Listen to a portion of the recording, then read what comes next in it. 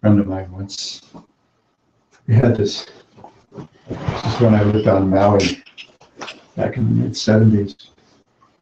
We sometimes had kirtans outdoors at this place in Haiku.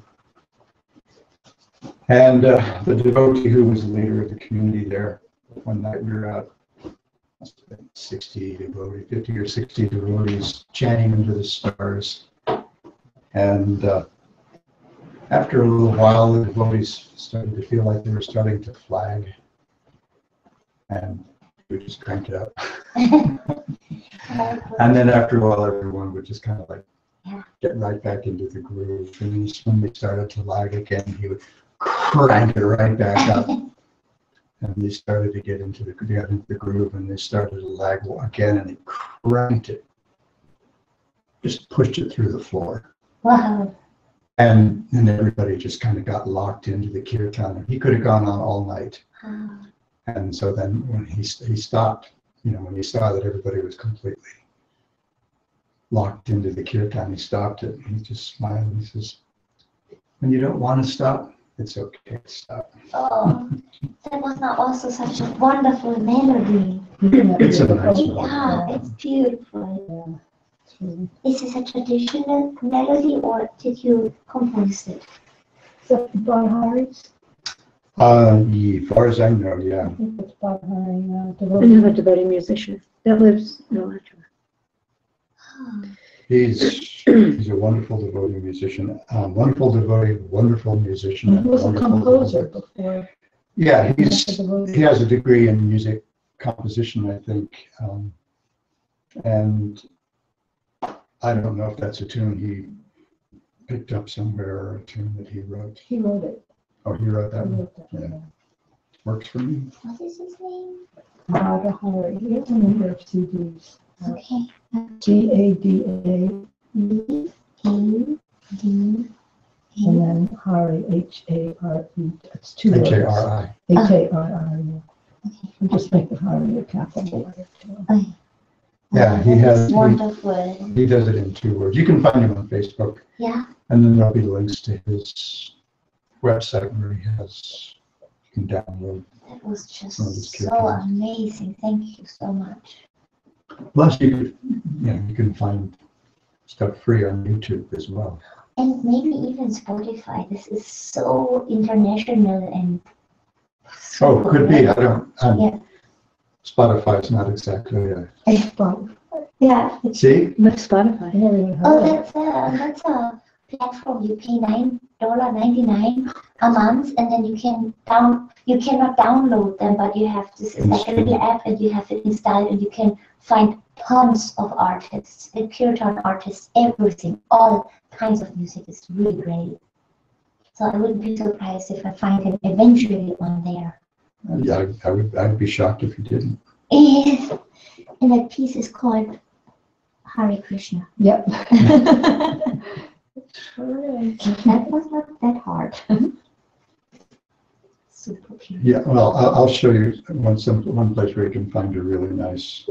Narottam.com has all the Sadhu retreat. Oh, yeah. Bhajans from last year. Wow, super great.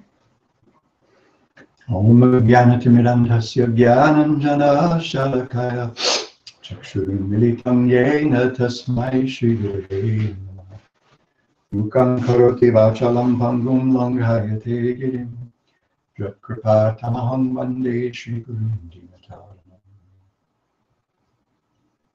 Shri Chaitanya Manobhishtam Sthapitam Yena Bhutale Swayam Rupa Kadamahyam Dadati Swaparantikam Vancha kalpatarubhyascha kripa sindhobhya eva cha patitanam pavanebhyo vaishnavebhyo.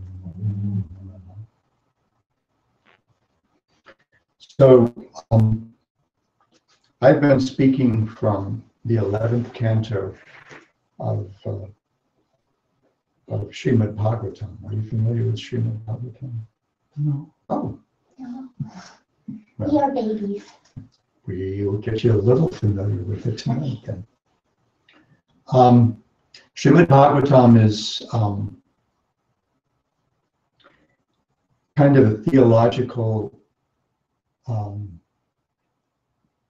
what's the word we use? Theological sequel to Bhagavad Gita. So you're a little familiar with Bhagavad Gita? Yeah. So in the Gita, at the very beginning, Arjuna is confronted with all the attachments he has to slay. It's not just the soldiers on the other side that he's being asked to kill, but it's his attachments that keep him rooted in the world because of identifying with matter rather than consciousness. And he balks. And he says, oh, Govinda, I'm not going to do it.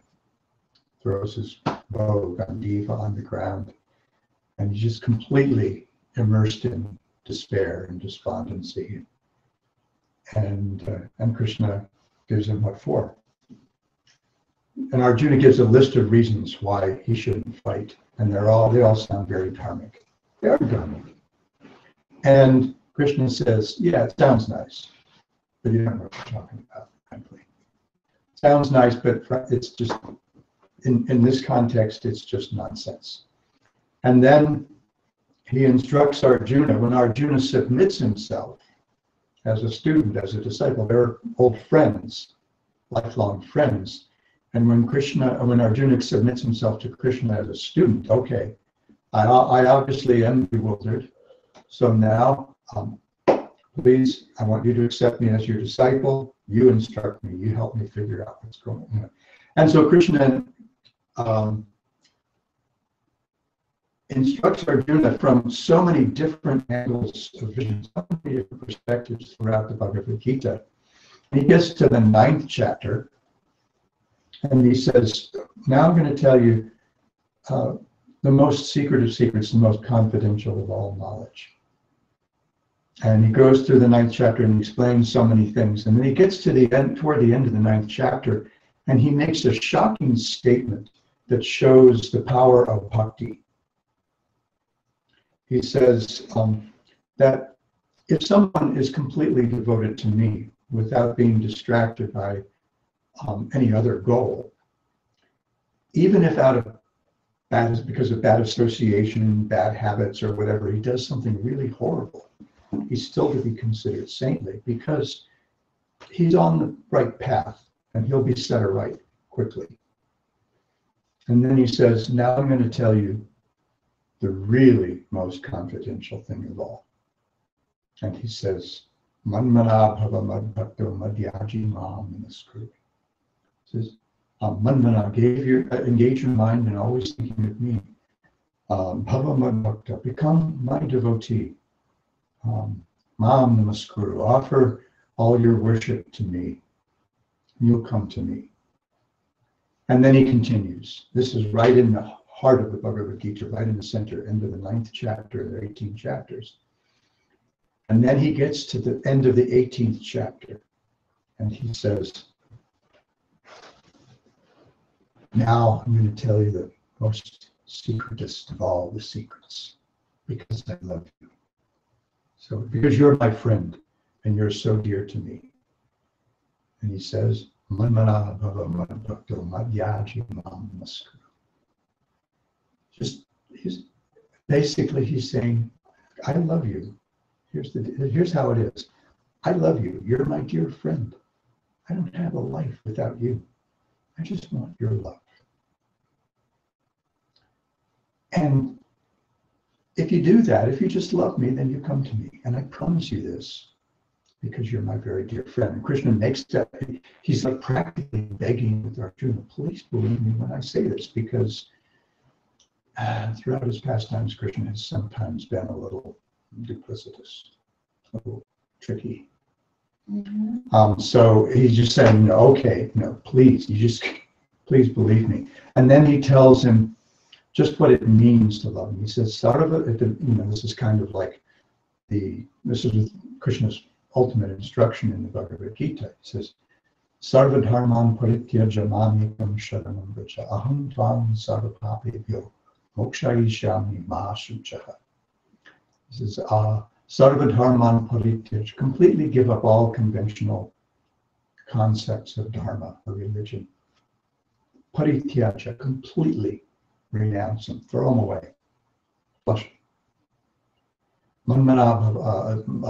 Sarva dharman parityaja mamekam sharanam vraja. Just take exclusive shelter of me. So here he's introducing us to the path of surrender, which is an essential kind of beginning teaching of Bhakti, where we learn, we practice embracing things that are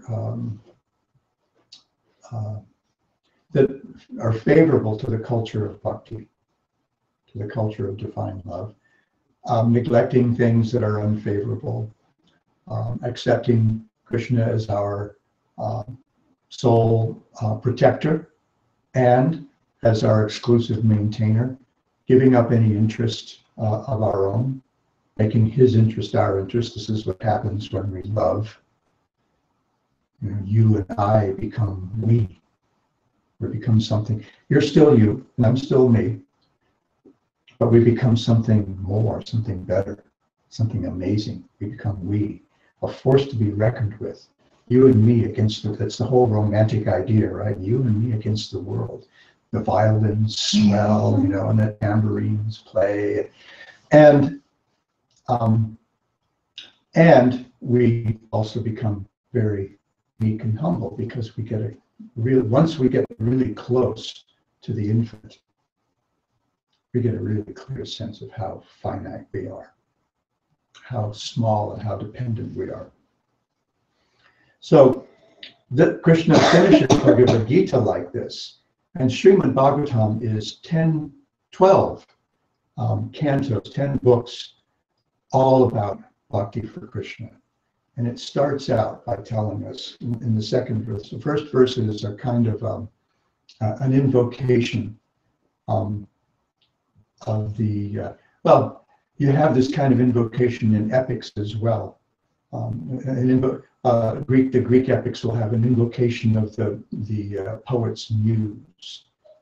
He'll call on or she, an important Greek poet, Sappho, woman, call on his or her muse, invoke his or her muse, so that he'll be able to say something worthy of people hearing. And even Milton's Paradise Lost, he starts out by invoking his muse, God, and then he explains that what you're about to hear does this, this, and that, and will justify the ways of God to man. So Srimad Bhagavatam begins by invoking its deity, offering obeisances to its deity, the Supreme Personality of Godhead, Vasudeva, Krishna. And then in the second verse, second verse is called the Vastu Nirgesha Shloka, and it kind of gives a thesis statement.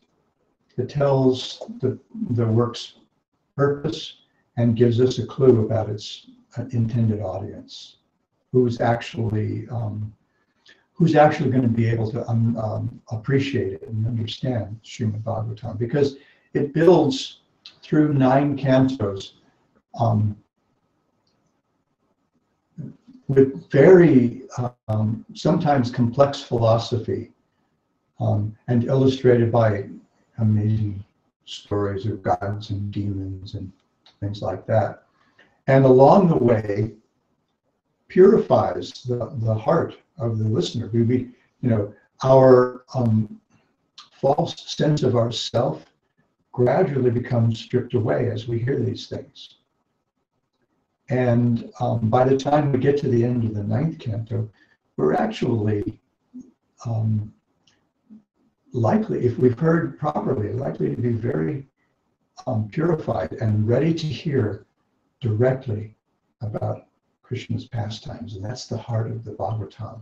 90 chapters of Krishna's pastimes, from his appearance in Mathura and his childhood and youthful pastimes in Vrindavan, and then his later pastimes in Mathura and Dwarka.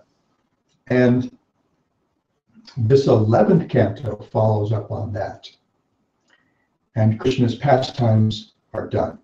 He's come for some particular purposes. They've been accomplished, and now they're done. And things are being set up for his pastimes to wind up. All his associates in different, sometimes rather interesting ways, are leaving this world, this planet, and his friend and close advisor, Uddhava, very wise man, he's seeing all the symptoms, and he's getting a little uneasy. So he says, Krishna, what's going on here? I'm getting a bad feeling, a bad feeling. I see this and this and this, and these things are all kind of like, seems like everything is falling in place for you to leave the world. Please, Steve, you want to be here without you? And so Krishna sits Uddhava down, and he says, I'm going to tell you something. He says, I need you to stay here and do some teaching on my behalf. So I'm going to go through things very systematically for you, how you can help people understand that this isn't our real home. We're consciousness, we're spirit. Our constitution is Chit and Ananda, being, wisdom and bliss, being, knowing and loving, as Tripurari Maharaj likes to say. And this world is not. It's Asat, Achit, and Nirananda. There's pleasure here, but there's no real happiness. Whatever happiness we get, it comes and goes. Krishna describes it in the Bhagavad Gita as, this place says, Dukhalayana Shashvatam. It's a place of misery, dukkha. And even if you're thinking, it's not all that bad, say you're Donald Trump and you got all the stuff you want, and you think you can become president of the United States because you're very, very rich. And smart. And smart. And I'm good people talking to me. You're all losers. So even if you're thinking, how miserable is that? How can anybody think that kind of a person is happy anyway? But he may be thinking he's got it all. He's had a string of glamorous wives, and he's got all this money, access to all this money. He's got fame. He's got some influence over some people. I don't know what kind of people. Don't want to know what kind of people. But even if you think you've got it all, like Donald Trump thinks he does, you can't keep it. Dukkha Shashvata. It's temporary. The whole cosmos is going to wind up someday, you know. So, so Krishna is telling, you know, he's instructing Uddhava, you know, how he can help people understand. And just as when he instructed Arjuna in Bhagavad Gita, here in this part of the Srimad Bhagavatam, which we call Uddhava Gita, this is Krishna's teachings to his friend Uddhava. Uddhava is kind of standing in for us. So he's telling Uddhava these things so that we can benefit from them. So he's gone through so many things, but at the end of the last chapter, he says, "O Uddhava, O beloved descendant of the Yadu dynasty, because you are my servant, my well-wisher and friend, I shall now reveal to you the most confidential knowledge." Here we go again. Most confidential knowledge.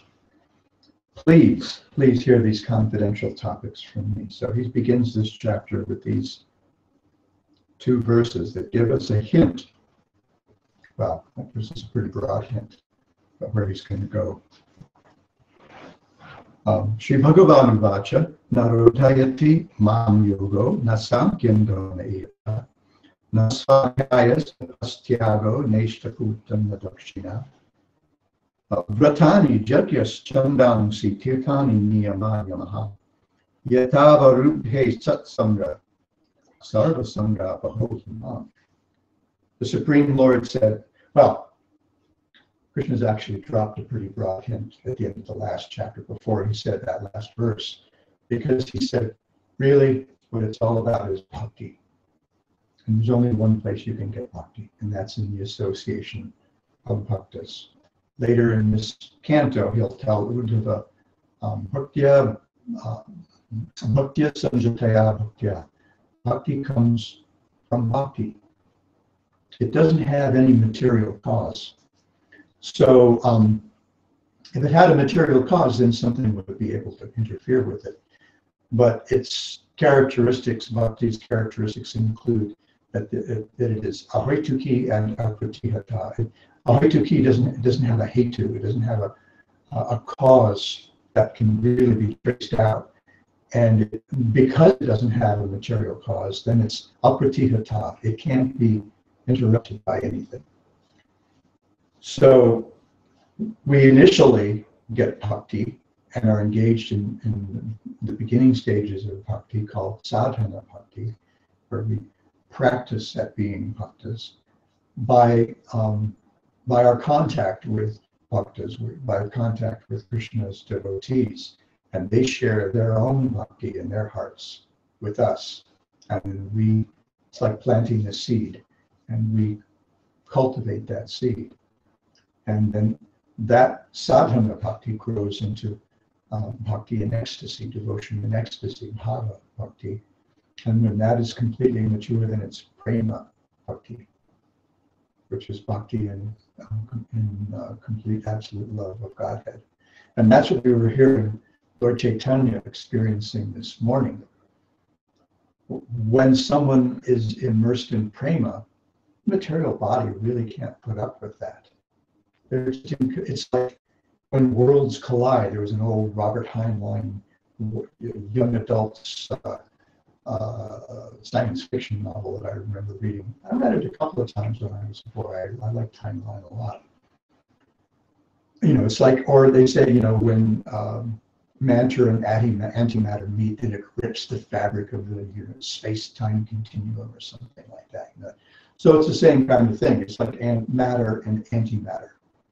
They're not really compatible, and when we're in prema, it's really hard to maintain the material body, and that's what we're kind of seeing in Lord Chaitanya, that sometimes he couldn't contain it, and so his body, his limbs would become disjointed and his body elongated, and all kinds of strange symptoms that were very distressing, even though the devotees knew the science.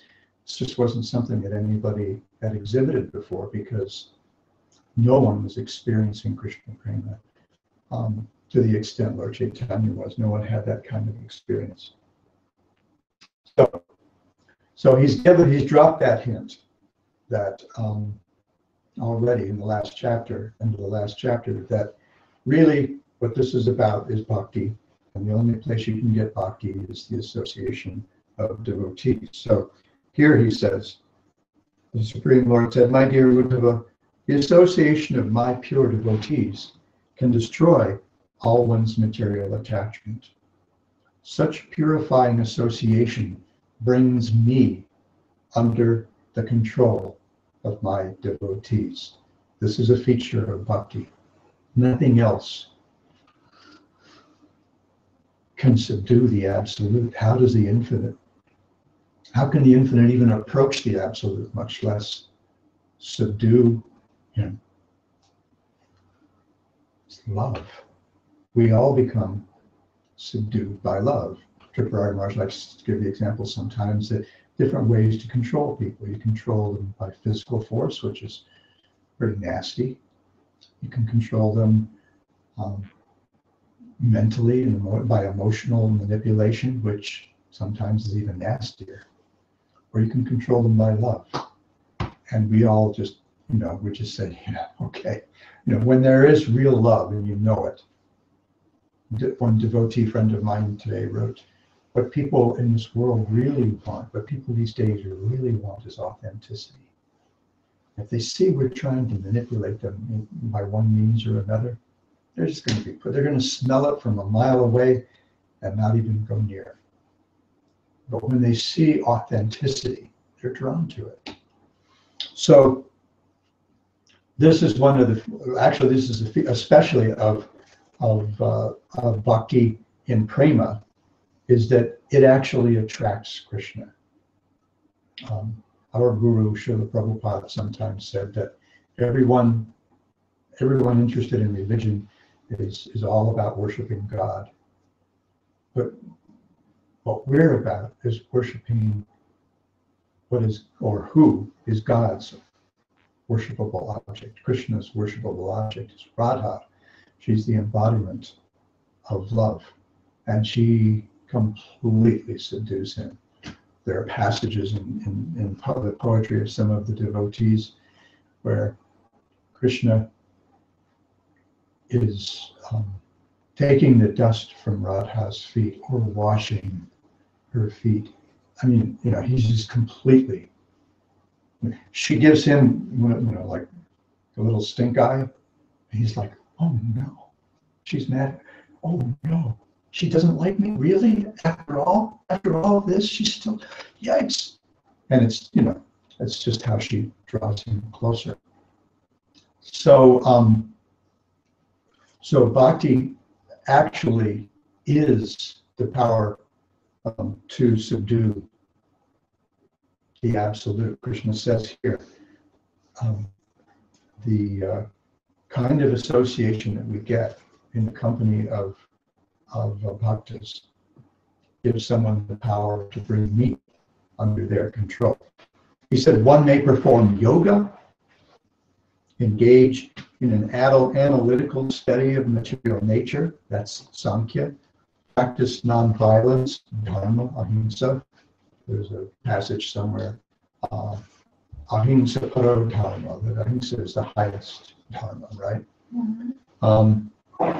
Follow religious principles, study the Vedas, perform austerities, study the Vedas, svadhyaya, it's mentioned even in the Bhagavad Gita. These are all extremely auspicious activities. These are ways of approaching transcendence, if done under proper guidance. Perform austerities, cultivate renunciation, perform fire sacrifices, undertake welfare activities, give in charity, carry out severe vows, worship the demigods, chant secret mantras, and control the mind. People can do all that.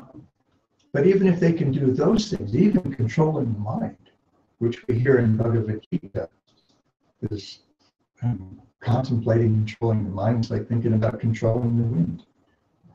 They just, on the west coast of Mexico, they just had that Hurricane Patricia with winds of, sustained winds at one point of over 200 miles an hour. I think by the time it made landfall, it wasn't quite as dangerous as they thought it was. And the winds, of course, would die down, but the real problem would be the rain. 12 inches of rain in a day or more in a place that doesn't even get that in a year. It's a big problem. A few weeks ago, we had a hurricane off the East Coast, Joaquin. And I mean, we were saturated for 10, 12 days. You know, relative humidity of 100% or more. You know, I mean, that's how it felt.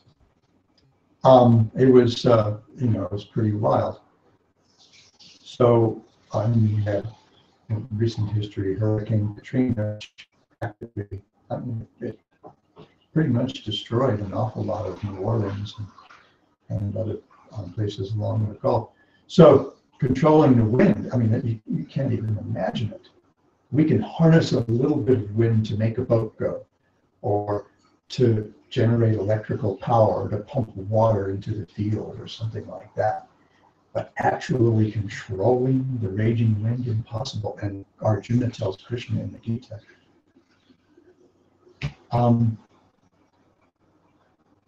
what do you control my mind? This is in the 6th chapter. He says, what do you control my mind? That's impossible. It's like trying to control the wind. Krishna says, yeah, it's hard. It's possible by practice and detachment.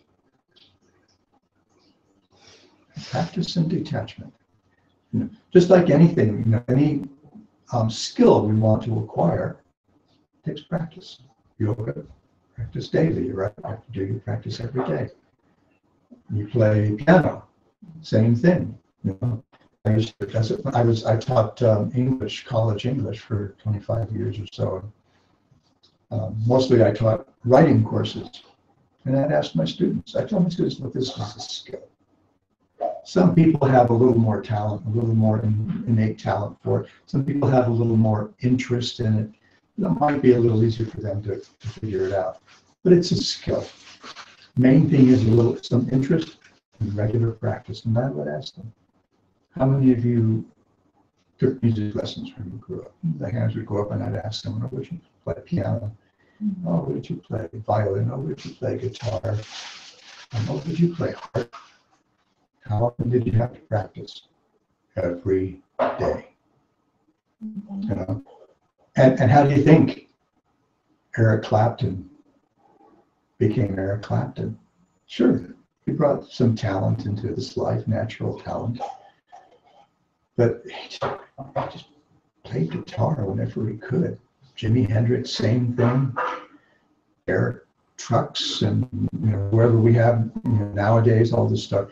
Prince. I mean, I've seen Prince play. You know, I used to think Prince. I didn't before I was really exposed to his music. I saw Prince as a kind of just a strange creature back in the 80s with his little mustache and his hats and purple clothes and all the whole production thing. But I remember one night we were watching Saturday Night Live and he was the musical guest and he played guitar. And I just sat back on the couch and I just thought, I didn't know anybody could do that except for maybe Jimi Hendrix. You know? I was really impressed. The guy is a wizard. But you get to be that good by doing it all the time. Or Michael Jordan and basketball, you know, he just went out and played with a basketball whenever he got a chance. So he became this thing when we just kind of discovered him in the 80s. I remember seeing him do jump shots in like 3 stages. First time I saw that, I just thought, what is that? That's got to be contrary to the laws of physics. But it's practice. So we can, you know, control our mind by practice. But Krishna says, those things are all really great. They're wonderful. They're powerful. We may be even be by some of these practices, we may be even able to transcend the laws of material nature. But it's not enough to bring me under someone's control. That's what we really want. We really want love. The Shvetasvatara Upanishad, I think it's the Shvetasvatara Upanishad, says, Raso Vaisaha, that God, Krishna, Brahman ultimately is rasa. And rasa is what we experience in the exchange of love. So in a sense, we could say God is love. And that's what, the Bhagavad Gita and the Srimad Bhagavatam, these are all about cultivating that kind of divine love. So Krishna's setting Uddhava up here to hear this really, really secret knowledge that can be appreciated by those whose hearts are purified. This is what we hear in that second verse of Srimad Bhagavatam. Dharma prochita kartavotra paramo nirmatsanam satam. He says, the Bhagavatam starts by saying that it's for those whose hearts are completely pure, free from envy and competitive nature. Why?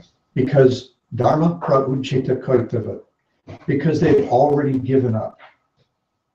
Krishna leaves off, he ends Bhagavad Gita by saying, give up all conventional senses of religion. And Bhagavatam begins right there. Having given up, those who having given up all conventional sense of dharma, and by that we're directly addressing the four purusharthas, the four values for human beings: dharma, artha, kama, and moksha. Dharma, sense of virtue, religiosity, dutifulness, or whatever. Artha is values, but it also means accumulating wealth, making the world a nice place for yourself. Why? For kama, for enjoying. And then once you realize the futility of all those things, then we want moksha, we want liberation. Because we realize, oh, even the greatest pleasures, they're fleeting. So we start, it starts by saying people who've already rejected the values of human life, the purusharthas, but there's a fifth, the panchama purushartha, which is prema, which is divine love. And that's really the goal of studying Bhagavad Gita and Srimad Bhagavatam. And that's ultimately the goal of our chanting. Lord Chaitanya teaches, he left us 8 verses. He didn't, even though he was a great teacher, he didn't leave much in writing, 8 verses, but there are a couple of other loose verses. There are 8 verses that have been kind of put together at the end of Sri Chaitanya Charitamrita in the last chapter as, Lord Chaitanya's Shiksha Astakam, his 8 teachings. And the first tells us the kinds of benefits that we can get from engaging in Krishna Sankirtan. The very first of those is Cheto Darpanam Arjunam, cleansing the mirror of the heart.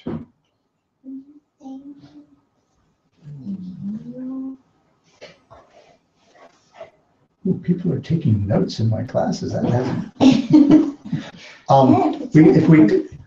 we look in the mirror to see who, kind of get a sense of who we are and how we're going to present ourselves to the world this day, today. Yeah. But if the mirror is covered with dust and gunk, smears, and all kinds of stuff, you get a distorted picture of yourself. And as we cleanse the dirt, we get the picture we get of ourselves, of who we are, becomes clarified. So the first effect is that our heart becomes cleansed. We gradually identify more with consciousness, more with love than with matter, which is dead. It's really dead. Matter doesn't do anything unless consciousness moves it. It's like a car. Car is just sitting there, dead. But when you sit and you get in, see, you put the key in and you turn the ignition switch, then the car comes to life and it has some use. Or a television, right? Well, nowadays, I don't know. I was visiting my daughter and they've got a new TV, you know, with big screen and everything and 3 remotes. And I just thought, gosh, this is probably a pretty good thing. I don't know how to watch television anymore. You know? It used to be there was a box with this glass screen and there were 2 knobs, you know. And, you know, you turn one, you clicks and you turn it and you keep turning it and the volume's up and then you've got the other knob that you dial the 3 or 4 channels that your city has, you know. And then there was the dreaded horizontal control. Oh my gosh. You had to go in the back. Yeah, to go in the back and worry about that, you know. Which is, you know, if people now, young people nowadays see what was that program? We've got control of your television.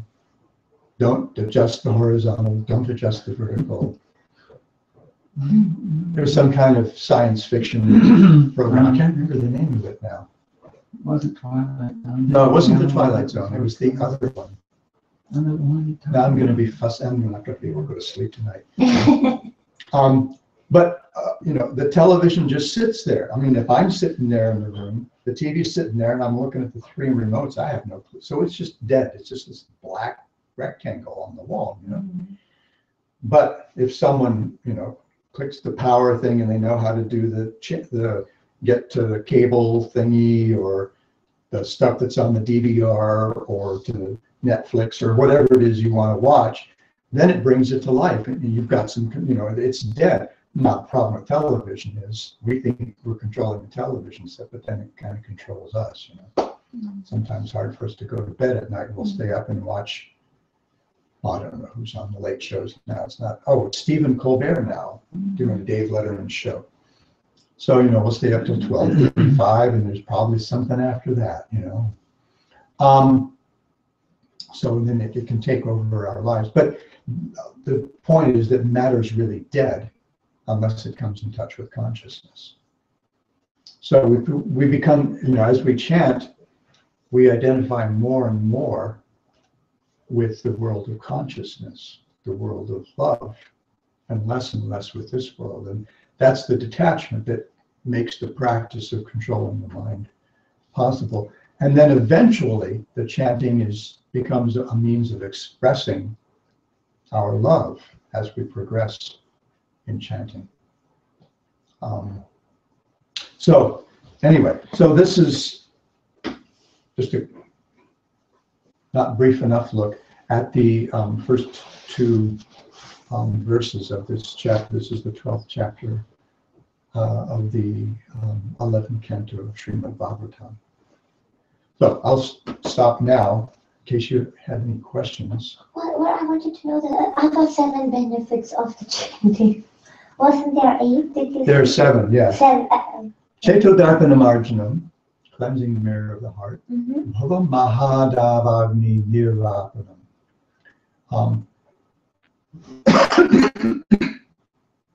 Bhava means material existence, which is compared to a great forest fire. Mahadavagni Nirvapanam. It extinguishes that blazing fire of material misery.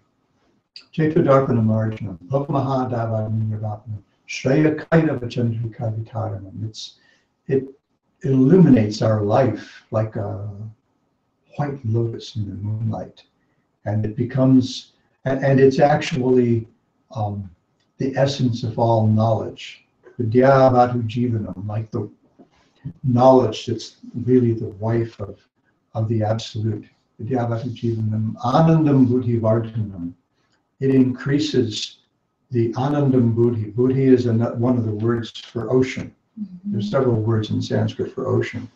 Anandam Buddhi Vardhanam. It increases the ocean of transcendental bliss. Anandam Buddhi Vardhanam Pratipadam Purnamita Swadanam. It gives us a taste of that nectar of immortality. It gives us a taste of the nectar of divine love. And Sarvatma Snapanam.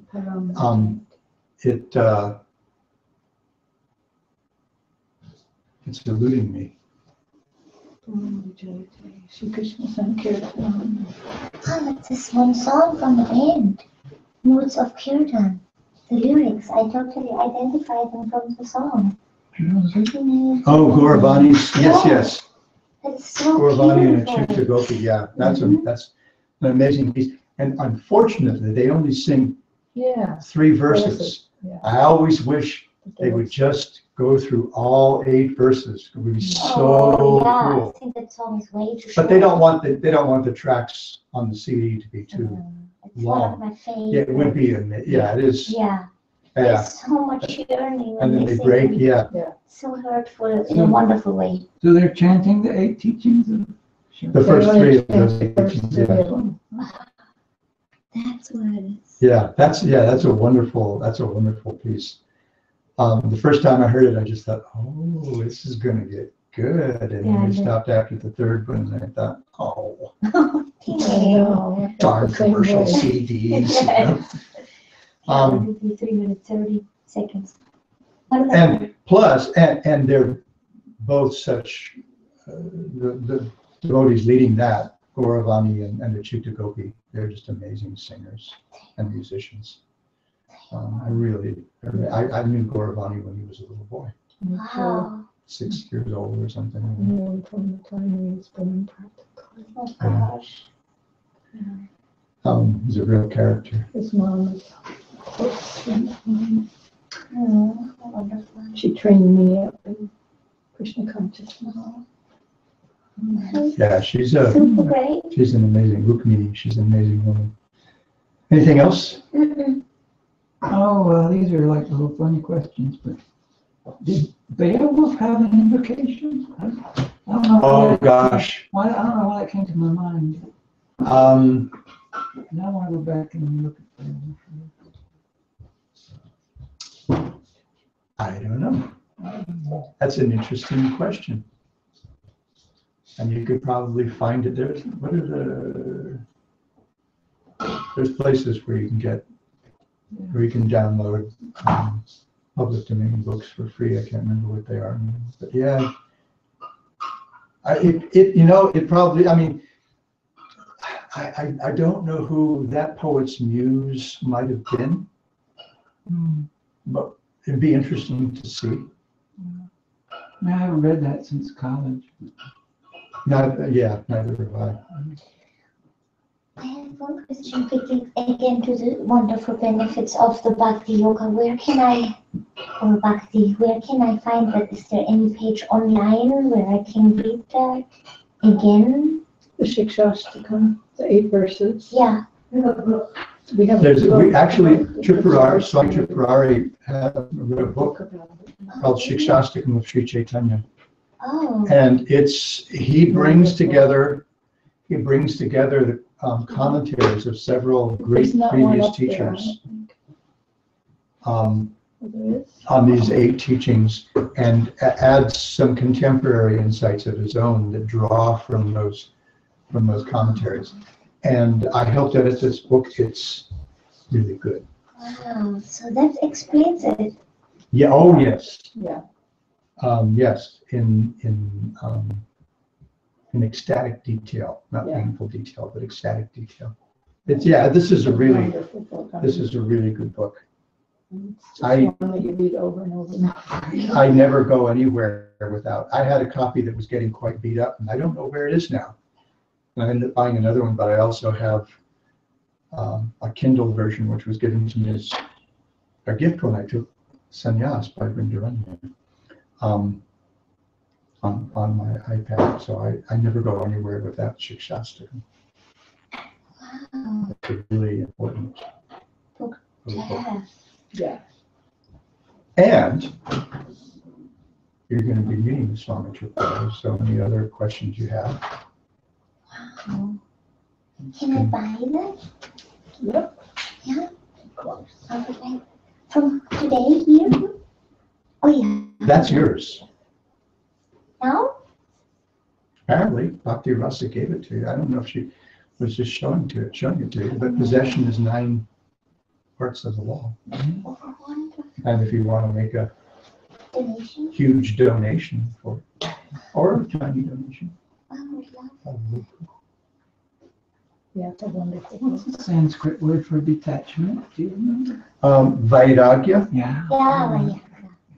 I learned that just. Yeah, raga is attachment, and vairagya means no attachment, free from attachment.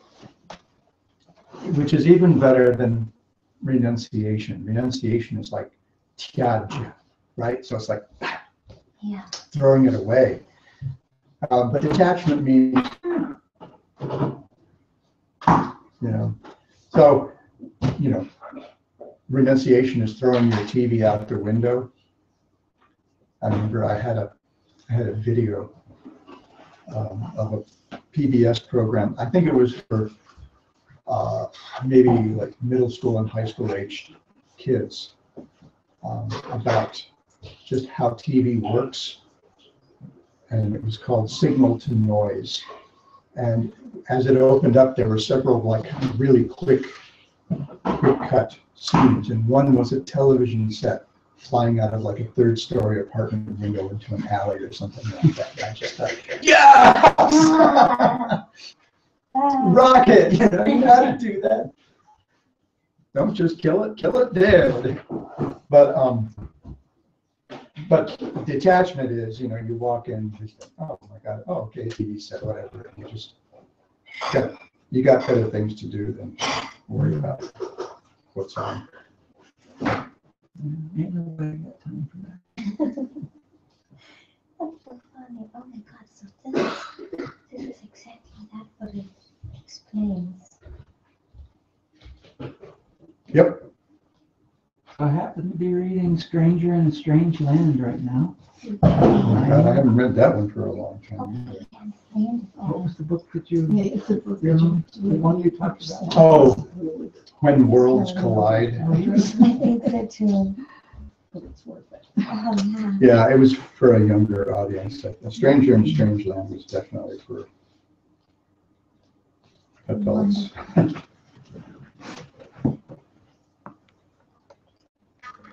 This is Lord Chaitanya dancing next to see Singing Heights. 26. Yeah, 26. Wow. Wonderful. And they're talking. Yeah, so that's fun and love and happiness. That's what it's thinking was actually in touch with the real holy and the tears just poured from the eyes like torrents of rain.